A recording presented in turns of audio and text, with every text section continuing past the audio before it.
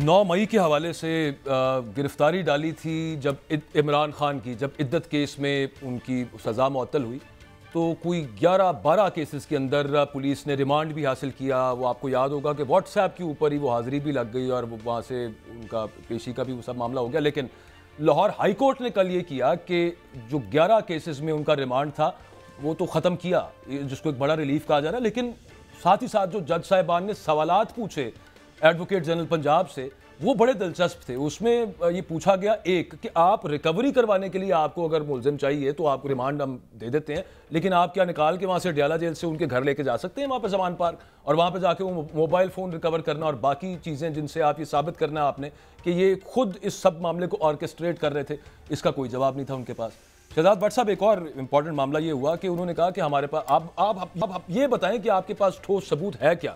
यानी कि कल मामला वो था नहीं, लेकिन मेरिट के हवाले से भी, केस के मेरिट पर भी बड़ी अहम ऑब्जर्वेशंस दे दी जज साहिबान ने, और ये कहा कि आप ये बता रहे हैं कि आपका एक ऑफिसर भेस बदल के ज़मान पर गया था 9 मई से पहले, वहाँ पर जाके उसने सुना कि यहाँ पे बड़ी अहम एक मीटिंग चल रही है जिसमें ये तय किया गया है कि हम फलां जगह पे इदारों के ऊपर हमला कर देंगे। तो अदालत ने उनसे ये पूछा कि यार इतनी इंपॉर्टेंट इंफॉर्मेशन आपको मिल गई कि हमला करने लगे हैं, आपने क्या किया? कुछ नहीं किया उन्होंने। मतलब केसेस कमजोर खुद पंजाब हुकूमत ने किए हैं, और फिर 14 महीने बाद गिरफ्तारी डालना याद है उस वक्त। दुरुस्त कह रहे हैं बाजवा साहब। ऑफिसर से एक बात याद आ गई, रात को मेरे पास एक दोस्त आए थे, उन्होंने कहा था कि आज जमात इस्लामी का धरना हो रहा है, पुलिस की बड़े लेवल पर एक बड़ी मीटिंग हुई है। अच्छा। जिसमें उन्होंने कहा कि हम सैकड़ों अफराद को गिरफ्तार करेंगे। तो बड़े साहब ने उनको कहा कि साथ एक गधा भी गिरफ्तार कर लो।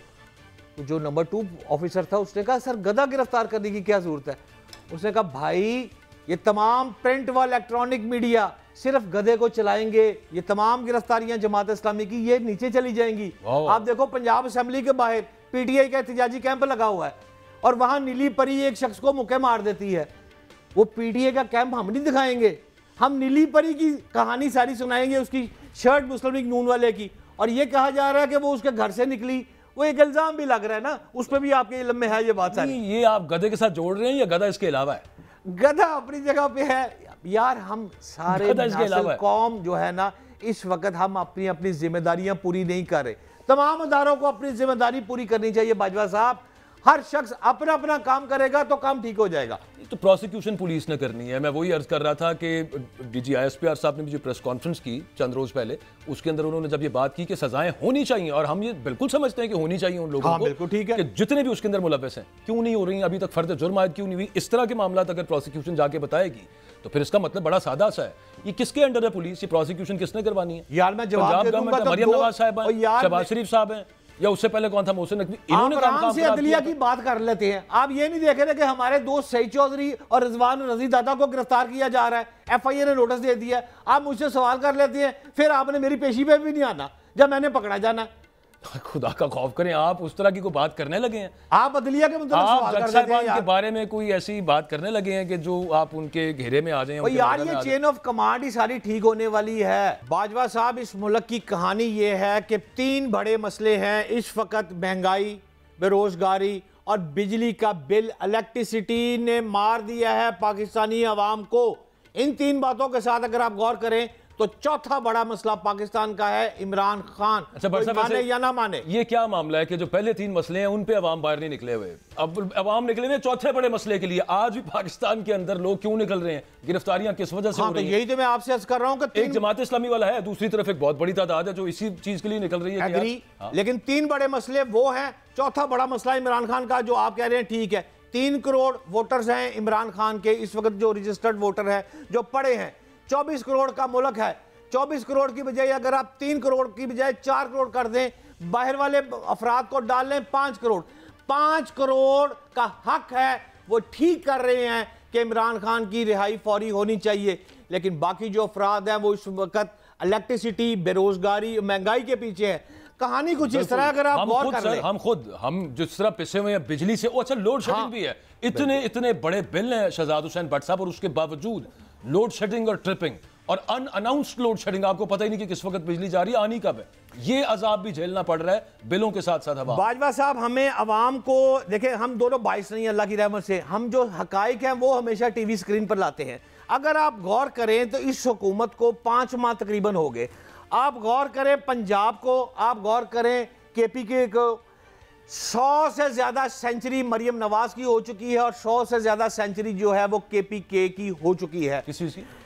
अगर हम रिकॉर्ड पे जाएं, हम गूगल मारें और सबसे बड़ा महकमा डायरेक्टर जनरल पब्लिक रिलेशन जिसको आप DGPR कहते हैं, वही सीएम पंजाब की और सीएम केपीके की चीजें फॉरवर्ड करता है। इस वक्त आप भी चेक कर सकते हैं, मैंने भी चेक की है और इत्तेफाक है जो मुझे चेक की, मुझे बड़ा हैरान कुन हुआ है कि जो केपीके के मैंने तमाम 5 माह की कारकर्दगी चेक की है उसमें सेंचुरी तो हो चुकी है, लेकिन अली अमीन गंडापुर की जानब से दहशतगर्द हमलों, हलाकतों, बम धमाकों पर इज़हार ताज़ियत, इज़हार मजम्मत और इज़हार हमदर्दी की सेंचुरी है।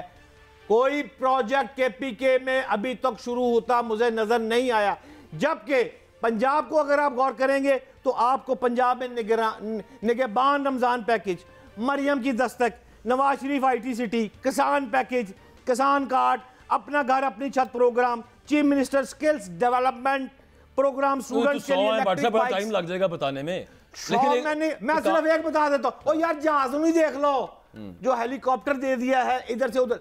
मैं कहना ये नहीं चाह रहा, मैं वैसे डर गया, पता नहीं किस जहाज की आप बात करने लगे हैं, लेकिन बात ये है कि इससे क्या करें फिर? जो 2/3 अक्सरियत वहां पे PTI को मिली है वो उनको कहते हैं वापस ले लेते हैं आपसे, और यहाँ पे जो फॉर्म 47 लेके 100 से ज्यादा लोग घूम रहे हैं कि यहाँ पे तो मरियम नवाज साहिबा की अपनी नशिस्त इस वक्त सिक्योर नहीं है और उस पर भी ये शक शुकूक शुबात है कि वो जीती है कि नहीं जीती। और यार हमें तो उनको वो तोहफा दे देते हैं क्योंकि DGPR ने बड़ा अच्छा काम किया पंजाब में। नहीं किया DGPR ने अच्छा काम, मैं ये कह रहा हूं कि फॉर्म 45 और 47 वाली जो बातें हैं वो दुरुस्त है।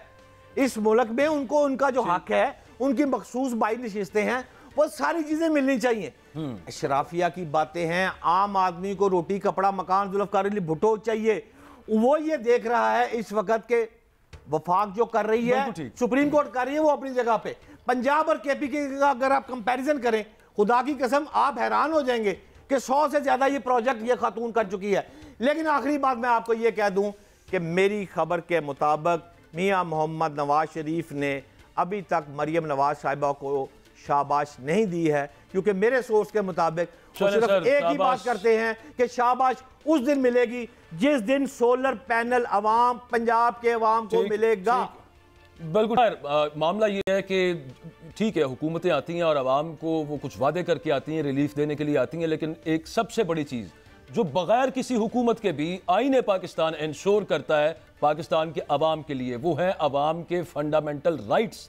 उनको किसी तौर पर भी रोका, उनको अवाम को देने से इनकार नहीं किया जा सकता किसी तौर पर भी। ये आटे सस्ते हो जाएं, तंदूर पर रोटियां सस्ती हो जाएं या सोलर पैनल लग जाएं, लेकिन अवाम का जो पीसफुल असेंबली का राइट है आईने पाकिस्तान के मुताबिक वो नहीं छीना जा सकता। अवाम को इमरान खान वाली बात कर रहे हैं ना